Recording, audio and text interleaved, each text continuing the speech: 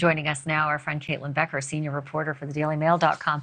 So I listen to SmartLess. I love it. It's hilarious. That one was not funny at all, and it was a real jaw dropper. I think it sort of caught a lot of people in the entertainment industry by surprise.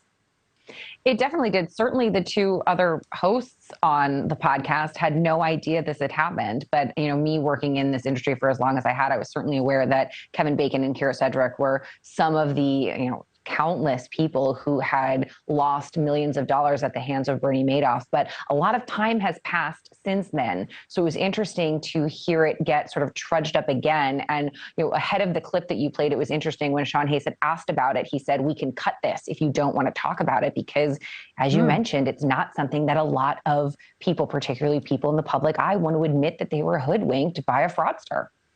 I mean, listen, it was humiliating, and there were some real smart people. Let me just remind our viewers of the list of those who got taken by Bernie Madoff. Steven Spielberg, don't know how much he lost.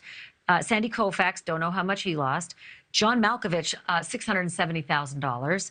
Larry King, $700,000. Zsa Gabor, $7 million. Elie Wiesel, $12 million. Jeffrey Katzenberg, $20 million. Fred Willipon of the New York Mets, $500 million. I guess what we didn't know was that Kevin and Kyra said that they'd lost most of their money. We knew that he was an investor, but we didn't know he was all in. And my God, I hope he, in the last decade, has been able to make it back.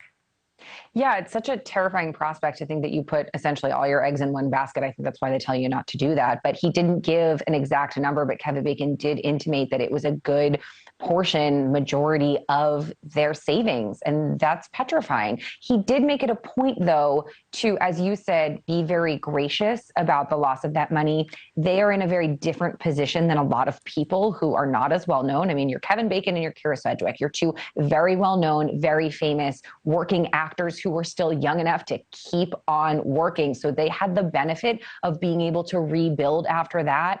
And, not everybody wants to hear rich people losing money, and people tend not to necessarily feel bad for them, but you work hard for your money, and no matter how much you have, if it's stolen from you, that's a tragedy. Well, and if you're up that high and you fall that far, it's pretty damn painful as well. No matter how much you have, if you lose all of it, it hurts the same. Caitlyn Becker, thank you. Good to see you. Look forward to the next one. Thank you for watching. Go to newsnationnow.com to find NewsNation on your television provider. And don't forget to click the red subscribe button below to get more of NewsNation's fact-driven, unbiased coverage.